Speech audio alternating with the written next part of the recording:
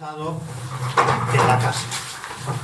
Rosario de Acuña tuvo una última casa en Gijón, que es justamente esta pequeñita que se ve en la foto. Bien, en 1909 sabemos por la prensa local que una escritora muy afamada, decía, se iba a veranear a Gijón, que iba a edificar un chalet en Gijón. Enseguida recibieron una nota de Rosario de Acuña, cabreadísima, porque Rosario de Acuña tenía su carácter, cuando invadían sobre todo lo que ella consideraba su intimidad. Y escribió al noroeste diciendo que no iba a veranear especialmente a Gijón, porque a Gijón iba desde niña, conocía muy bien la Biblia. Y es verdad, los testimonios de sus poemas así lo certifican. Hay poemas firmados en Gijón. Pero sobre todo hay un relato precioso, a mí me parece que es de los dignos de leer, que se llama Un recuerdo de mis 15 años. Es un viaje en tren desde Madrid a Pola de Gordón, a Busdongo exactamente.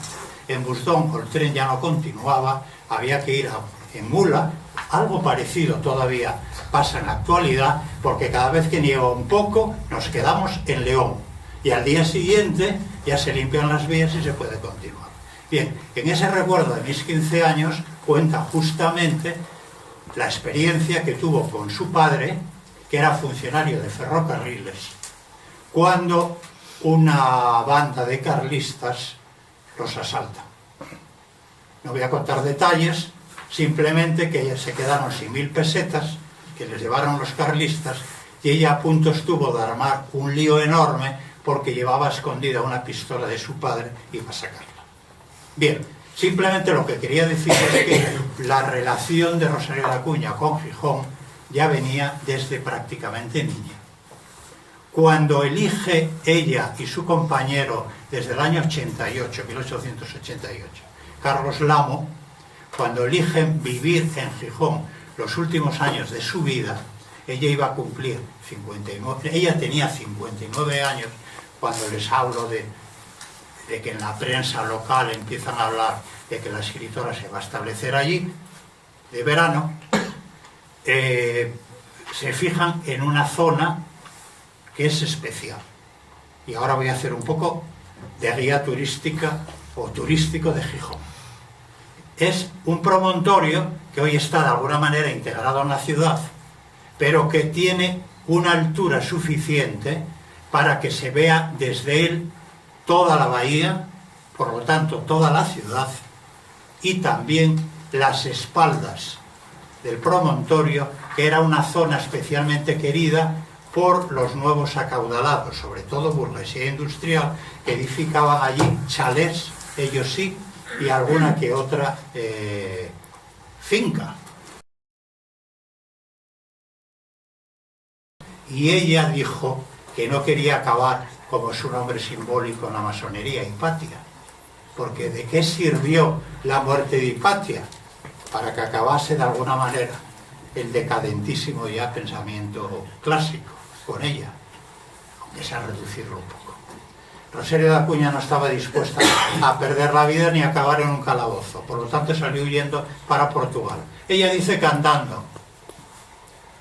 Es posible, porque era muy andariega. Nos resulta un poco difícil pensar que fuese andando todo el tiempo, pero los testimonios de la prensa gallega nos la sitúan poco tiempo después en Valencia Domiño.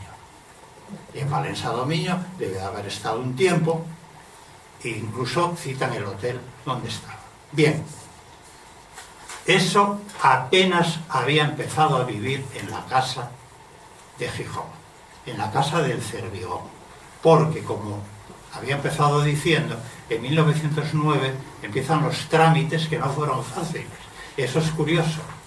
Es curioso porque en agosto de 1909 todavía Rosario de Acuña está pidiendo influencias, va a llegar a Melquiades Álvarez para que le solucione los problemas que están teniendo para construir la casa. para que le den permiso. Hay una solicitud en el archivo histórico, en el archivo municipal de Gijón, de septiembre de 1909, solicitando ya la cerca, que se haga una cerca a una propiedad de Carlos Lamo, porque ella no existe, ella no quiere existir en Gijón de momento. Incluso cuando reestrena La Voz de la Patria tampoco quiere existir, no quiere aparecer, aunque aparece y se sabe, pero de alguna forma Rosario de Acuña quiere ser una persona que esté muy en segundo plano. Viene, diríamos, que muy escarmentada de toda su experiencia vital anterior, que fue terrible, pero no voy a hablar de ella. Bien, en la casa, por poco que llevase la construcción, por lo menos llevaría un año, un poco menos de un año. En 1911 ya tiene que huir a Portugal. Por eso no es nada raro que dijese que apenas instalada tiene que salir de allí, y que los baúles Mundo, donde estaban todas sus antiguas pertenencias y recuerdos de familia, etcétera, apenas se han abierto. Pero bien, quiero hablar más de la casa. Las personas que vivían en esa casa tan modesta, de 180 metros, según figuran las escrituras, incluyendo donde estaban los animales, que ahora no me sale la palabra, corrales, incluyendo corrales, 180 metros. Y desde ahí, la persona que allí viviese veía todos los puntos cardinales, como antes hemos dicho, pero además estaba sometida a todos los vientos. Y ella quería estar en contacto permanentemente con la naturaleza. Y la naturaleza no era ideal, la naturaleza era como es, cambiante. Y en el Cervigón, más cambiante todavía, porque un día de sol, que puede ser maravilloso desde el interior de una casa, cuando sopla el nordeste, pues ya no es tan maravilloso. Y sobre todo en las playas y en las costas, donde hay arena. Ya no digo más. Frío, viento, pero unas vistas increíbles. De todo. A ella le gustaba ver todo lo que pasaba, aunque fuese en la distancia. Pero es más, esa casa modesta, desde esa casa modesta, salía algo muy lejano a una vida de retiro, como también se nos hizo ver muchas veces, que se retiraba allí. ¿Cómo se va a retirar allí si no para de publicar?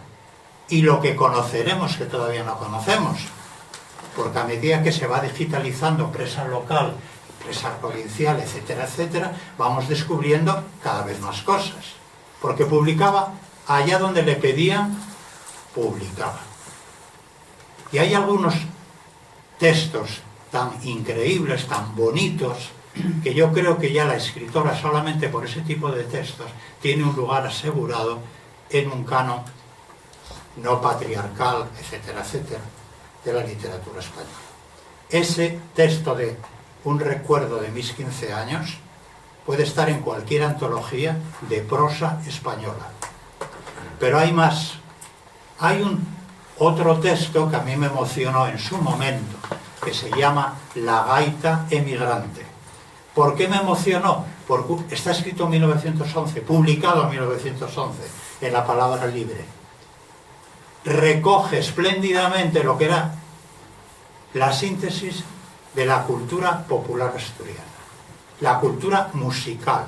Ella era una entendida en música, no solamente aficionada a ir al Teatro Real cuando tenían dinero y vivía con su padre, etcétera, etcétera, bueno, con su familia, sino que ella sabía mucho de música y era muy entendida en música. Recoge el instrumento más popular de la cultura musical asturiana, la gaita, y le sirve de símbolo ¿de qué? De la terrible emigración que estaba sufriendo Asturias en aquel momento. Como figura en la prensa. Por ejemplo, se habla de familias enteras que van a la emigración. ¿A dónde? Pues a Cuba, por ejemplo, Argentina, etcétera, etcétera. De eso habla Rosario de Acuña en La Palabra Emigrante, ya en la casa del Cervigón. Textos de un interés enorme desde el punto de vista de la lucha por la igualdad. Todos los que van dirigidos a las revistas catalanas que antes han citado. Al gladiador de libre pensamiento, a las revistas para las que le pide textos su hermana, porque así se tratan, Ángeles López de Ayala, etc. No quiero ser muy prolijo en todo esto. Pero también hay otro aspecto muy interesante. ¿Cómo nos llegó la casa de Rosario de Acuña a personas como yo, por ejemplo?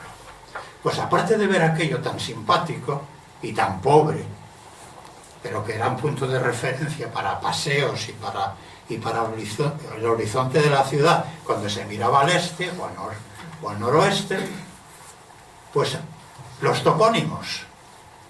La casa de Rosario de Acuña, eso no se había perdido nunca, ni a lo largo de la época franquista, etc. Yo lo conozco desde que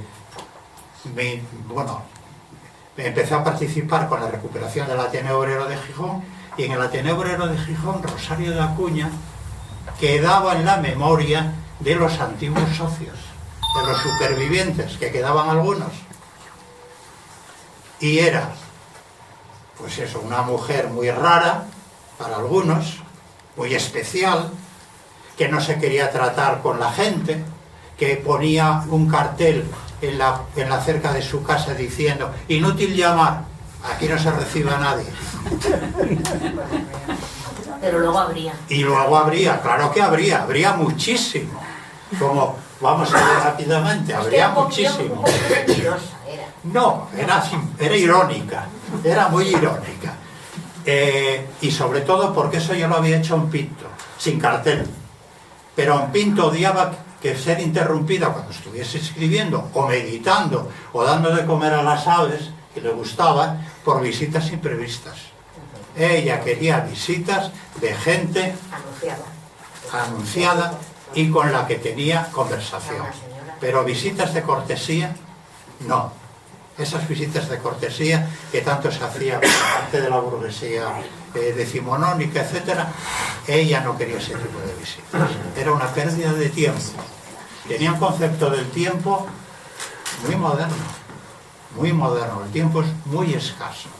Hay que saber utilizarlo bien, en contacto con la naturaleza, meditando, cuidando a los animales, que aquí hay otra faceta de Rosario de Acuña que yo creo que hay que escribir sobre ella, que es maravillosa.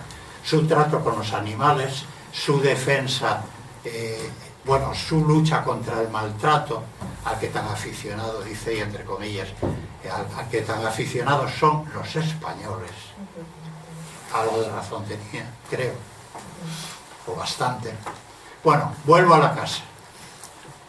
El otro topónimo no era ya la casa, no era la casa de Acuña, o el rincón de Acuña, o el camino de Acuña, porque un camino bordeando el acantilado siempre hubo, para pescadores, para caminantes, etc. Era la casa del diaño, del diablo. Y muchas personas, en el año 81 y en el año 83, que es cuando se recupera el Ateneo, hablan: allí vivía una bruja. Y bueno, dices, bueno, una bruja, piensas, una bruja, en fin, hay mucha tradición de brujería en el norte, ya no voy a decir en Asturias, sino en el norte en general, y no solo en el norte, no hay más que leer a Michelet para darse cuenta de lo que era la bruja y lo que significaba, etcétera, bueno, y muchos más, pero llamaba la atención la casa del diaño, la casa de la bruja. Y claro, poco a poco se va viendo que la gente hablaba por algo de la casa del diaño. Y es que cuando sale para Portugal,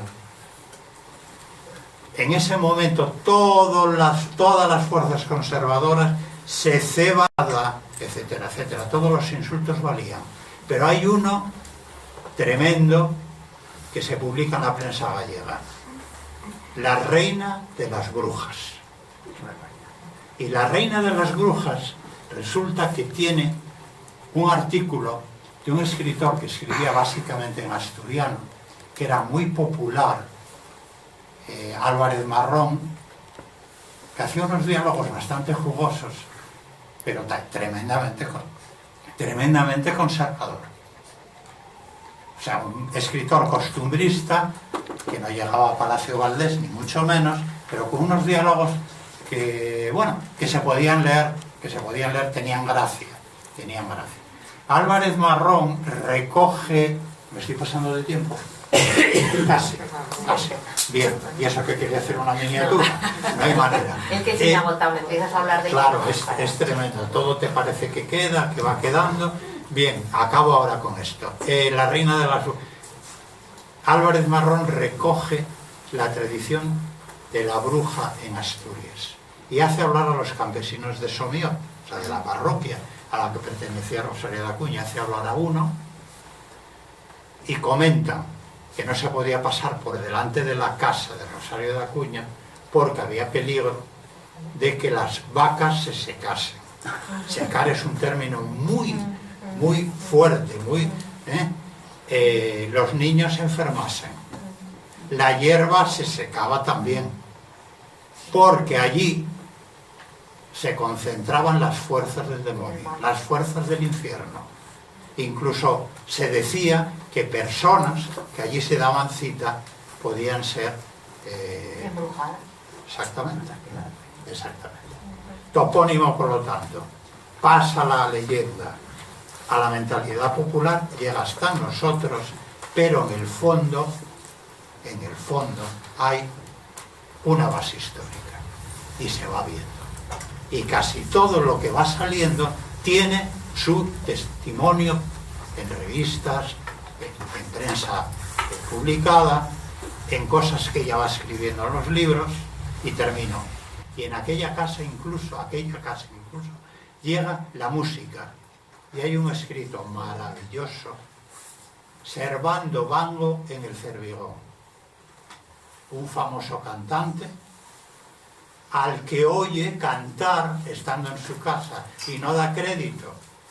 ¿Cómo puede llegar esa voz lírica tan entonada desde los acantilados? Pues había llegado, porque Servando Vango iba a actuar en Gijón y estaba paseando por los caminos, esos caminos entre las rocas que estaban justamente en la parte trasera de la casa, el océano. Y lo dejo aquí porque lo siento.